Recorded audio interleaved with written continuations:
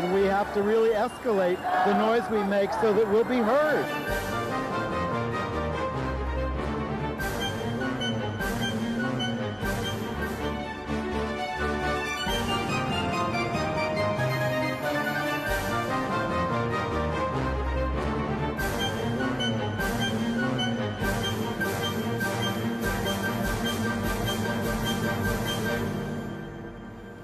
Welcome to Gay USA. I'm Andy Hum. I'm Ann Northrup. And in the news this week, our President, Obama, has expanded transgender rights yet again. Is all that going to disappear in the Trump administration?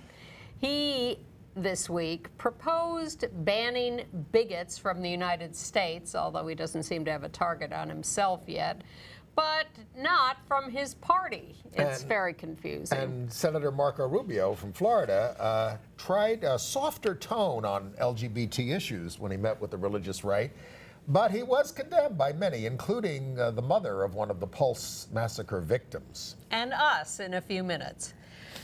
Gay athletes in Rio at the Olympics were exposed by a crusading journalist, and an uproar has ensued. The Centers for Disease Control has surveyed LGBT youth on the challenges they face for the first time. We'll tell you the results. Well, a federal official calls it heartbreaking, and it is. It is, of course. A federal court will not let Mississippi's anti-LGBT law go into effect yet. Another transgender woman of color was murdered, and this time it was in Columbus, Ohio. A guilty verdict in the murder of a trans woman, Pappy Edwards, in Louisville. More on the LGBT rights breakthrough in the Caribbean. And a lot of other news. Yes. But we'll start with the good news from Washington, D.C. and our president. The Obama administration is publishing a new proposed rule in the Federal Register this week, I believe, that will mandate that government-controlled buildings... 9,100 of them. Oh, I have it as 92. Well, 9,200. Okay. Do I hear more? that all those buildings across the nation controlled by the federal government, courts, schools, maybe not schools. Schools, federal government, schools. anyway. Any kind of government buildings be open to access to transgender people in the bathroom of their choosing for the gender identity in which they live their daily lives. This is an expansion, and there was a story in the Times about how the president has used his executive order vastly over the last 8 years because he's got a recalcitrant do-nothing Congress or an obstructionist Congress, and you know, he has done 100 separate actions on LGBT rights in that time. It's great. He realized at some point that he was getting nothing through Congress, and his people looked around and said, you know what? Through executive orders, you can accomplish some of this stuff, and temporarily at least. When you do an executive order, it is only necessarily in place until it is repealed by that president or a subsequent one. And I know it's hard to pay attention to everything that's going on in this crazy campaign, but one of the things Donald Trump said that he would do is repeal all Obama executive orders on day one. He said that. Yes, which presumably would include all those 100 and more applying to LGBT rights. I love the gays. Well, meanwhile, even before Trump takes office, the Republicans in the House of Representatives are trying to mess with some of this. We told you over the past few months that there was a fight over an amendment included by them in the Defense Department reauthorization bill. Both sides do this because they feel you've got to pass the defense bill. People are going to be very upset if that's not funded. So people add all sorts of things. They call them Christmas tree bills because they add all sorts of ornaments to these basic bills. And the thing they've added here is basically allowing religious organizations to do any kind of discriminating that they want. In other words, an overturn. It goes beyond that. It goes beyond that. It is because since the Supreme Court said it doesn't have to just be religious organizations, Hobby Lobby, anyone who purports to have a religious objection can do things. So the Obama administration issued an executive order last year, I think it was, maybe it was this year, saying that businesses doing business with the federal government, federal contractors, businesses that the government hires to do various things, that could be defense contractors, it could be all sorts of contractors. It covers 25% of employment in the United States. It's huge. The executive order said that those contractors to do business with the federal government could not discriminate on the basis of sexual orientation or gender identity. It was an amazing thing for the government to say. Well, we pushed them pretty hard. Of course we did.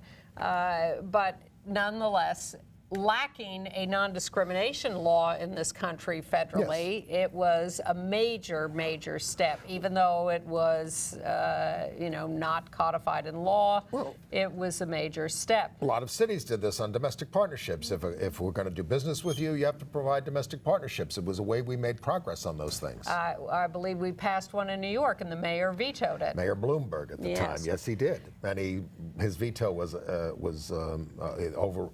overridden, but he won in court over it. Yes.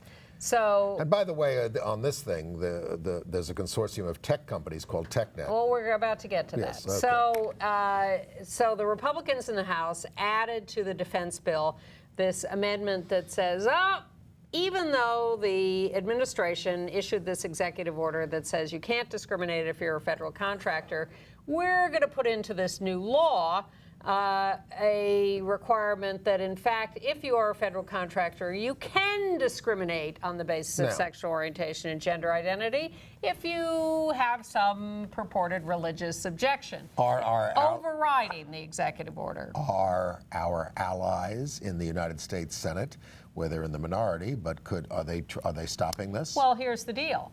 The House added this to the bill. The Senate did not. Okay. So now they're in conference committee where they have to work out differences in the bill. Reconciliation.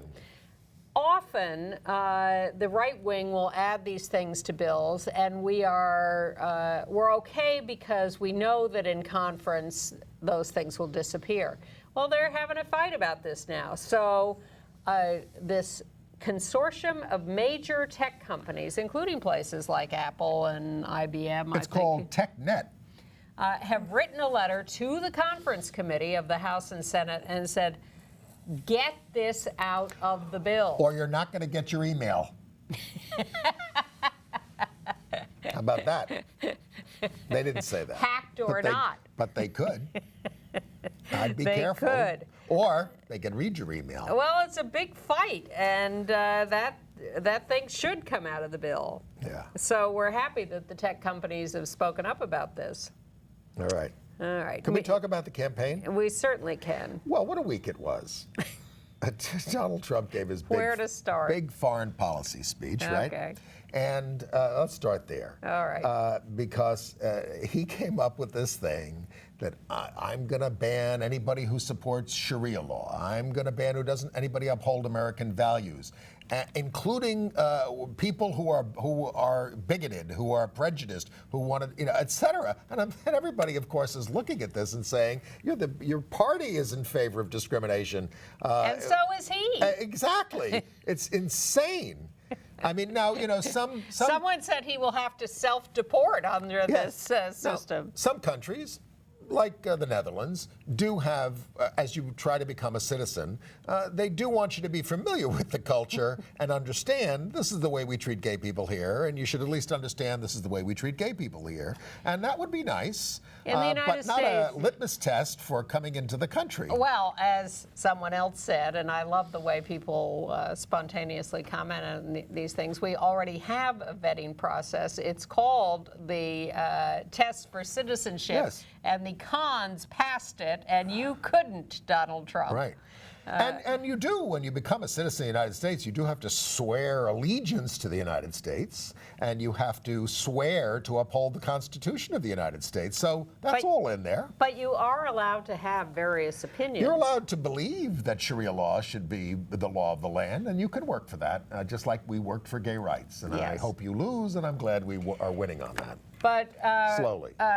Trump's references to us, because he went back to, of course, the shooting at the Pulse nightclub, the massacre, to use that as an example of the kinds of people he doesn't want in the country. He's got a new office across the street from the Pulse. Across the street Across the street is where his Florida office is. He also, I'm beginning to feel like a sandwich when he refers to us. He says, LGBTQ. As I said, I'm sure he doesn't know what it stands for. I'm sure he doesn't know what Q stands for, and I'm still waiting for someone to put him up against the wall on that and say, what does it matter what it stands? What does it matter what it stands for? It stands for the gays, and I stand for the gays. What does it matter? Why are you asking questions like that? Well, that's the way the media. That's like you and the media. Ivanka and Jared are on the boat of David Geffen, so how much more gay-friendly could you get? David Geffen, big Democratic donor, hosted them on his ship. Chelsea Clinton is very close to Ivanka Trump. Yes, they're but friends. they're not talking during the campaign. But they said they're always going to be friends. Now, meanwhile, Trump is now on his third campaign manager. And wife.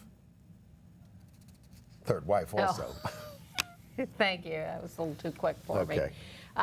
So this. No.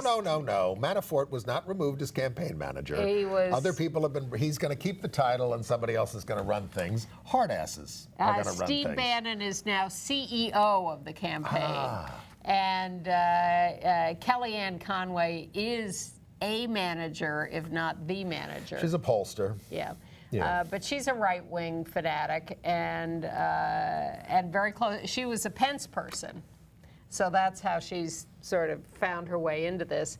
And she's very hardline. She's a lot of other things. Yeah, she is, and she's hardline anti-gay, and Bannon is crazy anti-trans. Well, at least George Shultz isn't supporting Trump anymore. Is he still alive? He's alive, yes. Oh my God. Always remember coming up to him on the floor of the Republican convention years ago and saying, why didn't you deal with AIDS in a more forthright fashion, faster? He says, it wasn't known then. It was only in Africa, and it wasn't known then. I said, this is me you're talking to. Kellyanne Conway was the pollster for the National Organization for Marriage. That's it. And by the way, Liz Cheney won her primary in Wyoming for the House seat. Oh. Now I don't know what her. I'm glad I watched this show. I don't know who her Democratic opponent is, but in Wyoming they're pretty Republican. So we can expect, no matter who is elected, to hear the voice of Liz Cheney continually in the House of Representatives. Well, last week we told you that Larry Kramer was trying to get Steve Roth, who he knows, who's a big billionaire developer in New York, the biggest, actually, billionaire developer in New York, unlike Trump, who works with Trump sometimes, off the Trump campaign because he's the husband of Daryl Roth, who produced his play, The Normal Heart, and the father of a gay guy, Jordan Roth, who's also a big Broadway producer. And I called them all this week. Steve Roth is on the Economic Advisory Council for Trump. No response. Larry wrote a great letter, which you can read on Facebook. Yes. And most of us don't bother with people who support Trump. You just let it be and try to get out your own vote. As I believe I've told you, I was in a little grocery store with a friend who started arguing with the cashier who said she was for Trump. I said, get out of here. We're not talking to her about this. Well, what do you think about the fact that the American Health Foundation, the AIDS group, AIDS Health Foundation, AIDS Healthcare Foundation in Los Angeles, fired James Driscoll. Fired James Driscoll, who has been in the AIDS thing for 15 years, been a consultant to them for 15 years, because they found out that he supported Trump. Well, we're not for that. What does support mean? There was the guy in other words, at Mozilla. He didn't endorse him. He's not doing anything for him. Did he contribute to him? He just supports him. I don't know. The Mozilla guy got fired, the executive, for contributing to the Prop 8 campaign. Well, he was the leader of an organization, and it was causing them trouble fiscally. Look, there are very few jurisdictions that protect you on the basis of political belief. Yes. Religious belief, yes, but not political belief. There are some that do. Not New York, for instance. Okay. All right. Trump, by the way, after speaking to the right-wing evangelical pastors in Orlando, will be appearing at the Family Research Council's Values Voters Summit in D.C. in September. Well, when he was talking to the Christian right at this big confab, he said, you know, anybody from Utah here? I'm having trouble in Utah. And of course, you know, Romney was and he also said, I need a bigger evangelical vote than Romney got. Well, Romney was a Mormon, and you, Donald, are a Bible-believing Christian. Bible is your favorite book. You're faithful to your third wife. So, you know, I don't understand why people wouldn't support you. And Trump surrogate Newt Gingrich is going to be the keynote speaker at the Log Cabin Republicans' big annual dinner in D.C. September 28th. What is he going to talk about? Well, you know, the Log Cabin Republicans are still trying to decide whether to endorse Trump. I don't care. It's a man bites dog story. What about that Marco Rubio? Well, now, before we get to him, I just have to throw in Pence. Pence was on Fox, and he was asked about if he saw they're still litigating the Indiana law about discrimination and whether businesses are allowed to discriminate through this religious freedom law he passed. And so he was asked whether he thought businesses should be allowed to discriminate, and his answer was, if my wife and I were eating dinner in a restaurant. Oh, God, I've heard this before. Exactly. He keeps repeating it. And we saw a gay person being discriminated against, we would never eat in that restaurant again. On the other hand, the Trump campaign is engaging the disgraced Roger Ailes, who was fired by Fox because he sexually harassed women for 50 years. But no, you know, a lot of people are criticizing this, but Ailes can help him understand how to go after a woman, and that's what he's there for, to help with the debates. And I'll repeat again that I saw Roger Ailes throw an ACT UP member down a flight of stairs and Physically, pick him up, throw him down the stairs.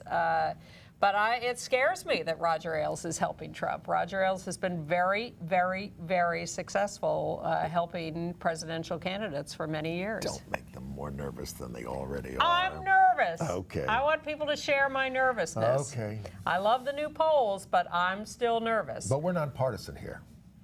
Not at all. But you know, Trump. Now, where do you want to go? Rubio. Yeah, let's talk about Marco Rubio. Yeah. So he didn't meet with some gay activists beforehand? No. He was chastised by them. He spoke to the same group of right-wing pastors that Trump did at this conference in Orlando. Oh, there was a huge demonstration against him at his headquarters, where he works. Yes, in Florida. But the stunning thing was that Rubio is not a good guy. He doesn't support us on anything. He's against non-discrimination laws that include us. He's against gun legislation. He's for against religious Muslims. exemptions. He's against marriage. He's against gays who are intolerant of other opinions. Yeah. I mean, some Republicans have some good votes and things like that. But that's your job when you're a legislator, is your votes. And he was the one who said, you've seen the last of me in Congress. I'm not running for the Senate again. Forget it. And then the Orlando massacre happened, and he used that as an excuse to run for re-election to the Senate. Right. People in Florida are so angry at him. So he shows up at this pastors' meeting, and to everyone's shock and jaw-dropping amazement, he gets up and gives a speech about how we have to be nicer to gay people. Do not judge, and you will not be judged. He urged them to resist passing judgment on gay people. You should understand the history of discrimination and bullying and all that stuff. And condemnation of them. By him. And he's still against marriage for gay people. He's still against non-discrimination laws. He's still against us completely. But he gets up and lectures the pastors about this. The Equality Florida just called it cynical posturing and hypocrisy and everything else. Christine Lenanen, who's the mother of Christopher Lenanen, who died at the Pulse, spoke at the Disarm Hate rally, and let him have it. He didn't feel our pain enough or long enough to make some real action that we can live in a safer society. And that brings you to the whole gun thing. Well, first, did you probably didn't see, I did, the MTV special in their True Life series, We Are Orlando. But you can see it online if you go to mtv.com. True Life, We Are Orlando. 40 minutes. It's so worth seeing. It's stunning. It's interviews with survivors of the massacres. mtv.com, We Are Orlando. It's interviews with some of the survivors and video shot inside while the massacre was happening. And it is so poignant and so compelling and heartbreaking and really, really, really worth watching to hear these people tell their stories and of what it was like to be part of this.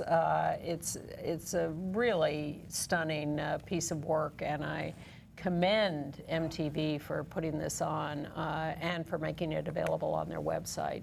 Really highly recommend it. Which brings us to the continued effort in the LGBT community to try to ban assault weapons and other guns and things like that. And you had a big demonstration at Black Rock, which is a big hedge fund? Yeah, it used to be a hedge fund. It turned itself into some kind of a bank. They own a lot of stock in what they call leisure activities. Oh my God, yes. BlackRock invests billions, maybe trillions of dollars for investors, and so they have various funds that are designated, and one of them is about defense stocks and gun manufacturers. The defense stuff not doing as well. Well, the gun stocks are doing very well because when you have a massacre, everybody goes out and buys guns. So BlackRock... Except us. Yeah. BlackRock owns 10% of the Sturm Ruger company and 6.4% of Smith & Wesson. Now, the guns manufactured by these companies have been used in places like the movie theater massacre in Aurora, Colorado, and Newtown and everywhere else. So we went in there, put that picture up again if you can you? We went in there to do a demonstration, do die-ins, and some of us, including me, dressed up in what are called the human being outfits. You can see it in the back of the picture. There we go. See people in white with veils on our heads. And our role was to stand there silently as representatives of people who were murdered and holding each of us a picture of someone who'd been murdered in the Aurora Theater. They didn't arrest you? No, they did not. That was a public plaza in a building in New York City. We did a lot of chanting and making noise. This was a silent moment with a die-in. And we just took it to BlackRock and said, sell these stocks. I don't care how much money you're making off of them. Any response? None, except that they didn't have us arrested, so I suppose that's something. Well, there are also a lot of new chapters of Gays Against Guns springing up around the country, and there's a chapter in New Jersey that's very active. And they went to the state fair a week or so ago, and the NRA had a booth at the state fair, and they just went and had some of these people all in white standing there, humiliating the NRA. This is a formidable task, and of course we have many viewers who are gun owners and gay viewers who say, I need it for protection. We understand that. We're not trying to take your guns away, but we are trying to make it more sane in this country. And responsible. And one of the things that these GAG chapters are doing is Gays Against Guns. Yes, GAG. going after members of Congress who are NRA financed. Yeah. And so the New Jersey chapter is targeting Scott Garrett. They have an action against him this week, and too. The NRA is spending $3 million on ads. And a lot of their ads are not about guns. They're about other issues because they want to knock people off or stop people from getting elected. Because they target these elections and who they want elected and who they don't. What a country. Well, Equality California, the state where they get things done, has endorsed Proposition 63, the Safety for All ballot initiative backed by Lieutenant Governor Gavin Newsom, which is a gun control measure. So. they'll probably get it. But also in California, they had a bill proposed that was going to deal with the colleges and universities that get exemptions from non-discrimination laws because they are religious, and California was going to say, well, Yes. California will not give you an exemption from non-discrimination and you will not get California funding. They have been forced to soften that. They're worried about people losing scholarships and things like that, right? And funding and some of that kind of stuff. But they're still going to require that schools make public the fact that they have these exemptions. Right. And how many people they expel as a result of it. How long are we going to wait to talk about the Olympics? I've just got a couple more things Go ahead. before we get to that. In Iowa, the Board of Psychology, who knew there was such a thing, has rejected a conversion therapy ban, and they said, we'll explain later. Well, there was a group of ministers somewhere that are suing over the one. Where is that? Illinois. Yeah. Not because the conversion therapy ban that was passed there forbids pastors from practicing conversion therapy. It doesn't. No. But there is a clause in the law that deals with consumer fraud. You can't say publicly, homosexuality is evil and bad, so come be converted. And they're afraid that they're going to be targeted for having practiced consumer fraud, so they're trying to stand in the way of that. We don't prosecute you for saying the world was created in 6 days 10,000 years ago. Why would we prosecute you over the other stuff? Okay, we can move on to the Olympics. Well, I mean, before we get to the champions and all that kind of stuff, the big story was this journalist from the Daily Beast, Nico Hines. We have a picture of him. He's a non-gay guy, or at least he has a wife and a kid. And he says he's straight. He says he's straight. He said he was sort of wanted to find out who's having sex down here. So he goes on a lot of the apps and he finds a lot of gay sex. Well, first he tried to find straight sex, but he wasn't getting any responses. So then he goes on Grindr. And so he finds a lot, and he writes the story about all these people, and he doesn't name names, but he puts enough identifying information in the article that you could tell who it was, apparently. The article has since been pulled down, we will explain. Some of these people are from countries where they can't use Grindr back home because their countries use it to find them and arrest them. So there was an uproar over this. Really, huge. And they want him dead. Figuratively. But they pulled the story down and they apologized at the Daily Beast. Now, we don't know what's going to happen to him. Now, as our friend Rex Wagner did say, yes, I mean, anybody who goes on Grindr, people may be looking for you and may try to find you if that's their intention.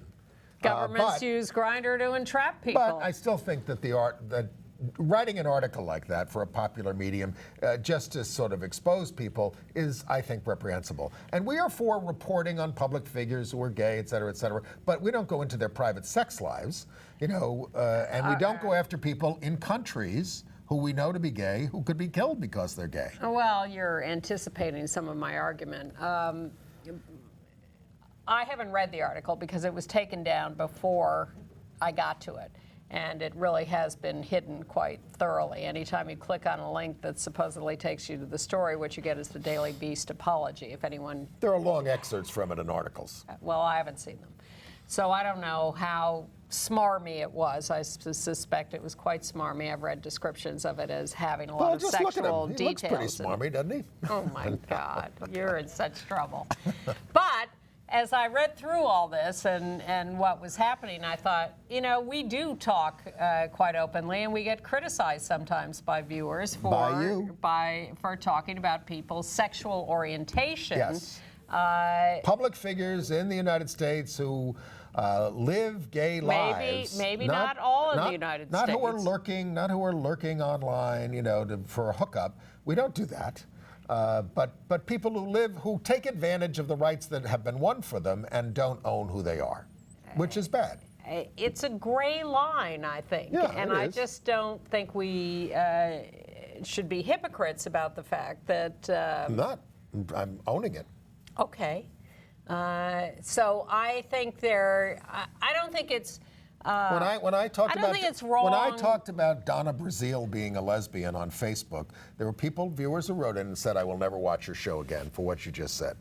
I mean, she's lived, as a lesbian for a long time. Right. I mean, we know that. Look, She's the head of the Democratic National Committee. I'm perfectly comfortable with what we do, which is why I'm saying I am reluctant to fully condemn Nico Hines. Let me explain our standards. Our standards are we want to treat, for celebrities especially in the West, it's basically we want to treat you by the same standard that we treat gossip, if you want to put it that way, about non-gay celebrities. If there is a different standard, then we're saying that there's something wrong with being gay, and we don't want that to happen. Certainly not. And I think it's perfectly legitimate to go to the Olympics and want to do a story on the athletes hooking up with each other. But don't expose people from countries where they're in danger. It feels uncomfortable to put people in danger. Which is the same thing I say about coming out. I said, look, if you live in a place where you're going to get the crap beat out of you because you're gay, don't come out. Or thrown out of your home. You are forgiven for not coming out and not holding hands in the street and all those kinds of things. You shouldn't do that if you're going to get beat. Yes. Or imprisoned. It's complicated, but that has been a huge issue. Now, meanwhile, what is NBC doing? I have seen them do several stories on proposals between athletes at the games that are with straight couples. I have not seen, I have not watched a lot of the Olympics, but I have not seen NBC cover the proposals that are same-sex proposals. Or we talked last week about how they did not identify Dustin Lance Black and the Academy Award winner Dustin Lance Black, the partner and future husband of Tom Daley, the bronze winner in the diving competition. Synchronized diving. So I don't think they are operating equally. Please correct me if I'm wrong. If you've seen them cover the proposal between the rugby players or whatever, the women, let me know, because I haven't seen it. We cover the gays and lesbians here and others, starting with they did mischaracterize. One woman wins something, goes up into the stands, hugs her wife, and the NBC reporter says, she's hugging her husband. Misgendered. Totally. Anyway, to go on. They were called on the fact that they had not properly talked about a beach volleyball player, a Brazilian woman who's a lesbian, and in fact, maybe that was the one where they called her partner her husband. And then NBC... Well, maybe she calls her husband. I don't know. No, NBC Out did a lovely 3-minute piece profiling the lesbian couple, and it's very nice, and you can find that online. I don't know whether I think they did air it, so I'll give them credit for that. Pull up the picture of the Brazil's gold medal winner in judo. Rafaela Silva. You have her? In her judo pose. Yes, she got her. She got the gold medal. She's a lesbian. Yep. We got her. Maybe we're not. Maybe we can't find her. We're having a little trouble with our machines today. Well, there she is. Boy, look at that. She came out, talked about her long-standing relationship. And then we have another picture to pull up. The open water swimming star Rachel Bruni. She won the silver. There she is, Italian. She won the silver medal, but the reason this is significant is because they're saying this is the first Italian athlete to publicly declare her homosexuality. And it's a big deal down there. Italy has just adopted civil partnerships. It's been slow. But this is, the movement there is very excited about this. There's also a male U.S. gymnast who's won 2 silver medals who has been very outspoken in favor of LGBT rights, trans rights. He made a little video about it. He's wearing a tank top that says, "Make America Gay Again." Yeah. He's very supportive. I mean, Rachel had a nice quote. She said, "I've always lived my sexuality naturally without any anxiety." Good for her. All right. And the IOC is taking gradual steps to support LGBT equality. They adopted a policy change to protect the LGBT community in future games, changing its charter. They did that a couple of years ago when when we were yelling at them for Sochi. Right. I think it's a more explicit move is what they did. Okay. Because remember they folded it into something else, but all right. We're making progress. Yes. They also didn't like what Nico Hines did. The IOC weighed in on it. Well, that makes me want to go the other way. Yes. All right, some state news? Sure, go ahead. Well, this is a big story. Let's do it. Well, the Centers for Disease Control issued a study, the first ever national study that asked high school students about their sexual orientation, their sexuality. It's the Biennial Youth Risk Behavior Survey, and now they're really incorporating LGB questions. And this is the one where a senior official at the CDC, Dr. Jonathan Marmon, said, I found the numbers heartbreaking. Yeah, well, I mean, we've been saying them for years, and you would hope it would be getting better, as they say. But here's some of the statistics. LGB adolescents 3 times more likely than straight students to have been raped. They skip school far more often because they don't feel safe. At least 1/3 have been bullied on school property. That sounds low. And they were twice as likely as heterosexual students to have been threatened or injured with a weapon on school property. Much higher rates of ideation and attempts of suicide, use of illegal drugs. This was a survey of over 15,000 students aged 14 to 17. And then there were some fascinating statistics about, when asked about their sexual identity and or sexual orientation and their practices, they were all over the place, as you might expect 14 to 17-year-olds. So some of them who were acting exclusively heterosexually nonetheless define themselves as lesbian, gay, or bisexual, and vice versa. It's quite a fascinating and sad study, but what people are happy about is that it provides for the first time some baseline national data in a very major way so that this can be followed now. Dr. Merman, who is the head of the director of the National Center for HIV/AIDS, et cetera, at CDC, said many would find these levels of physical and sexual violence unacceptable and something we should act on quickly. Well, get moving. And another doctor said we have to start conversations early with young people about healthy sexuality, attraction, relationships, intimacy, and how to explore those feelings in as safe and respectful a way as possible. You know, I read that and I thought, really, in Donald Trump's America, we're going to have those conversations? A lot of these young people now stand up for themselves in high school. Yeah. But if you're an adult and that's not happening in your area, you need to be the one standing up for them and saying, what the hell is going on? All right. We've told you about the cases that have been brought by several dozen states against the United States for the guidelines the Obama administration issued about how to treat trans students in schools, and how the administration has not done anything to any school or anybody yet, but nonetheless these states are bringing suit against it.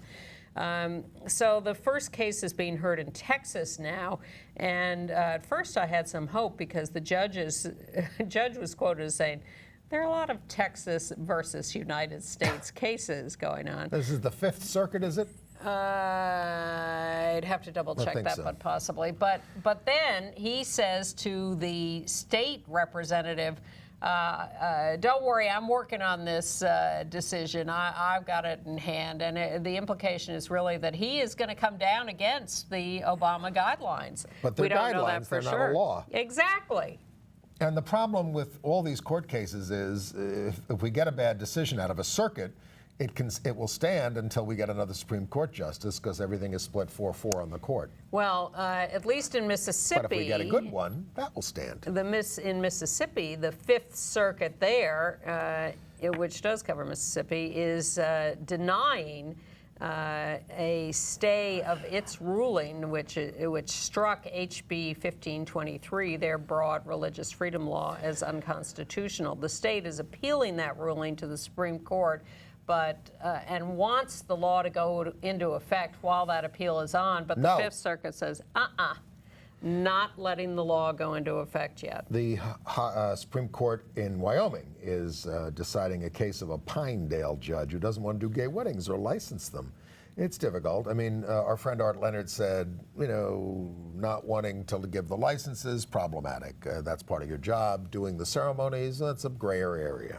Yeah, exactly. That is the distinction. Doing the ceremonies is voluntary. The issuing the licenses is more of the state mandated function. One of our great allies, Attorney General Kathleen Kane of Pennsylvania, is now a convicted criminal. Yeah, not good. She really stuck up for us, but she got a lot of charges about perjury, conspiracy, leaking grand jury information, playing politics with her office. We'll see how she does on appeal. In Indiana, there was a hearing on a pre-enforcement challenge by the American Family Association and the Indiana Family Institute to the Pence fixed version of the religious freedom law.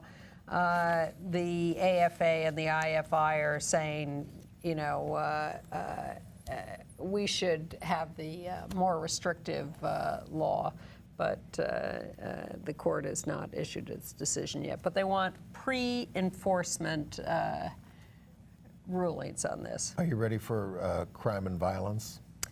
Yeah. Well, we you know, Yep. in Columbus, Ohio, Raylyn Thomas, a transgender woman, was killed by her mom's ex, who called her Satan. I mean, this guy called her the devil, and Shot her mom's dead. boyfriend in the bedroom. 2 shots. The family loved her, very devastated by her murder. No, She no, transitioned that's 10 not years her. ago. Yeah. Yeah, we don't have a picture of her there. And then in Louisville, to follow up on a case from 2015, the jury found Henry Richard Gleaves II guilty of second-degree manslaughter in the shooting death of a trans woman named Pepe Edwards, who presented as a female and who was shot by Gleaves at a hotel in Louisville. Another murder in El Paso, Texas, of a trans woman, Erica. But by the way, that they didn't find him guilty on more serious charges. I mean, the movement is upset that it was not. It was just second-degree manslaughter.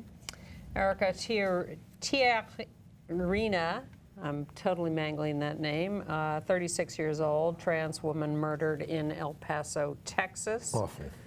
The numbers continue to climb. And then we've told you about a gay guy in New York who was viciously attacked by a group of Orthodox sort of safety patrol. Security patrol. Orthodox, and because this is, you know, they're very politically connected, it wasn't investigated properly. I mean, they blinded him in one eye. Well, there he is. Yeah. You know, Taj Patterson. Yeah. So he wanders into a Hasidic neighborhood in Brooklyn. The security patrol jumps him for no apparent reason, beats the hell out of him, blinds him in one eye. But the security patrol is totally hand in glove with the police department. And the guy who runs the local police area out there is under indictment for this kind of intersectionality. They fund them. The police fund them. The mayor talks about how great it is that we have these security patrols. Vigilantes. Yeah, exactly. In this case. So I mean, I'm for neighborhood patrols that are sane. Of course. You know. So they think there were 5 guys who jumped Taj. 2 of them who were convicted were assigned to community service. 150 hours of community service, and the judge says, I want it to be in a diverse setting. And they say, well, can't we work with Jewish kids? In our little child center? Oh, I'm not sure. That hasn't all been settled. It's not justice. No, it is not. Let's see. And then, by the way, Patterson is suing the city over all this. As well he should. Yes. For their relationship with the security patrol. This is a small violence story also affecting the transgender community. A trans woman here in New York City was kicked out of a gay bar for using the ladies' restroom. Good grief. By a woman. Good grief. Oh, please. Boots and Saddles, the new location on 7th Avenue South. This isn't directly gay related, but this story has gone viral across the country that a 13-year-old kid at a Catholic school was bullied for being a little overweight, and he hanged himself. He was a Staten Island kid going to school in Brooklyn. But an interesting angle to this is that the chair of the board of the school is Michael Long, very, very anti-gay, head of the Conservative Party. Yes, and in New York State, who has opposed anti-bullying bills. And I had a long talk with him, and he said, "Well, I'm not for categories to protect people on this, but I am for anti-bullying programs, et cetera." But it's being Danny Drum, the gay council member, wants him fired as the chair of the board. But I want us to stop making fat jokes, everybody, including against Chris Christie. I mean, I just think it's the cheapest thing possible, and look what it does to kids. Mm-hmm. In California, Stockton, California, a priest is accused of texting pictures of his nude genitals to a pool worker, male, and then firing the pool worker, who is now suing the He had some priest very in the rich quotes from that story that I did not write down. Oh, should have brought it. How about some news? How about some good news? Okay. In Salt Lake City, Mayor Jackie Biskupski, out lesbian, obviously. On the right in the white dress. Married her longtime partner, Betty Iverson. On the left. And the ceremony was performed by the woman in the middle, who is our friend Kate Kendall of the National Center for Lesbian Rights. And their adopted son, Archie, 6, now has Biskupski's adopted son, Archie. You called her Biskupski. Biskupski. I'm trying to learn. My name is Hum, not Hume, okay? Anyway, Biskupski's adopted son, Archie, 6, now has Iverson's adopted son, Jack, 11, as a big brother. Iverson is from Colorado and is director of government affairs for the healthcare company Johnson & Johnson. The New York Mets became the first major men's sports team in New York City to hold a Pride Night. The first. There are teams around the country that have been doing it for 12 years. The Yankees was one of the last teams to hire a black player. Well, there Remember? you go. Elston Howard? Yeah. The Yankees have not held a Pride Night. The basketball, hockey teams, football teams, no. The Mets are the first in 2016 to hold a Pride Night. Billy Beane, the former player, threw out the first pitch. Charlotte's, North Carolina's Pride Festival is this August 20th and 21st. They're on South Tyson between Trade and Stonewall Streets. Stonewall Streets. I don't think it means the same thing down there. Attendance, Stonewall Jackson. Yeah. Attendance is expected to rise from 120,000 to 200,000 because you may have heard they're having a lot of trouble about gay stuff down there. There's a town in Colorado called Stonewall because it has stone walls, old jagged rocks. Yes, and we're not going to build that wall either. We're going to make the Mexicans pay for it. And we mourn the death of Mark Thompson. Well, he was the former senior editor of The Advocate. He died at 63, and he was the husband there of Malcolm Boyd, who was pictured on the wall, I believe, on the back there, on the left there. But he had worked as a reporter there starting in 1975 and became managing editor in 1985, and wrote a lot of books and contributed a lot to the movement, and is much missed. And also, Stephen Maglot died. He's a well-known biographer of notable personalities in the LGBT communities of color. He was 58. He was the administrator of the Ubuntu Biography Project. All right. International news? Well, yeah, I guess this is an international news. The New York Times has an op-ed piece saying God is transgender. You should By a rabbi whose sister is a friend of ours. Yes. Yeah. All right, international It's serious. news. It's a serious piece quoting the Bible. Yeah. All right. Also serious, in Ukraine this weekend, in Odessa, which is, I guess, in eastern Ukraine, as opposed to Kiev in the west, where they have a more successful LGBT movement. Odessa held its first Pride March this weekend. The authorities had tried to ban it, the usual stuff that the cops say, even in New York. we can't protect you from the protesters, it'll be a bloodbath. And the gay activist said, well, we're doing it anyway, so you might as well give us permission and protection. So 50 LGBT protesters or activists marched in the Pride March with about 100 cops protecting them. Sure enough, there was a gang of about 20 right-wing youth who tried to attack them that the cops kept away. And so it came off successfully. Whereas in Sweden, they used the occasion of a pride event to grab a Liberian guy who was a gay footballer, Andrew Nagby, and lock him up. And he's very worried about being sent back and Yeah, because they don't killed. believe he's gay. Charming. In Gibraltar, the government is going to introduce a proposal to legalize same-sex marriage. Now, when we talked about the Belize situation, we Yep. know they got rid of the sodomy law. Did we also mention that they are now going to interpret sexual orientation, sex discrimination as sexual orientation discrimination? Is that the new thing they're Yeah. writing into the Constitution? Yeah. Yes.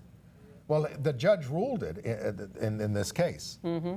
It's a big advance. That's what we want here in the United States, is to understand sex discrimination as sexual orientation discrimination as sex discrimination, and we're getting mixed decisions about that. And Belize, of course, is also very happy about Simone Biles, the gold medalist in gymnastics, because she's a dual citizen of That's Belize. right, the U.S. Woman.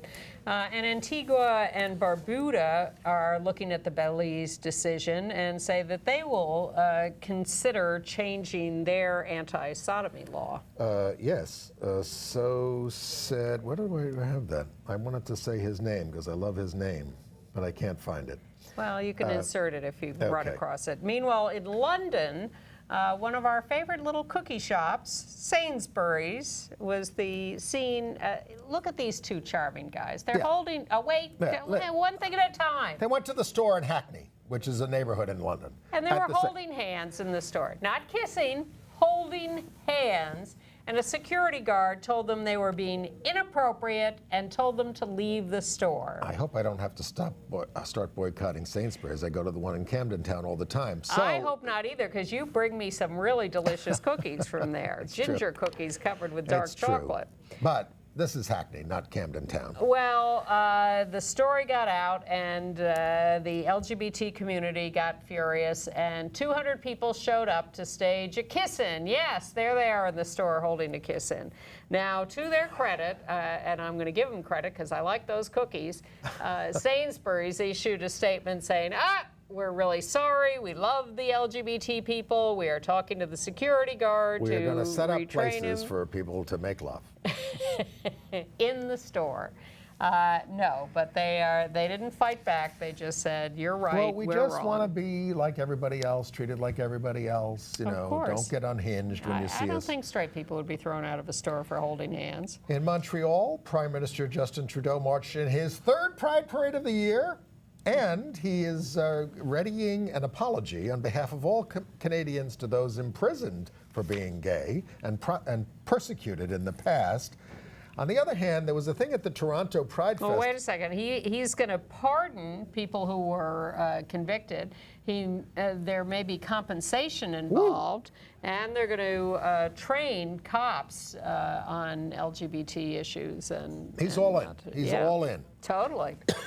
But at the Toronto Pride Parade, some right-wing group infiltrated, pretended to be something else, and distributed anti-gay literature, for which a group there is suing them for $104 million. That's a lot. For damages. I don't support. Here, you want some water? Thank you. I don't support that kind of.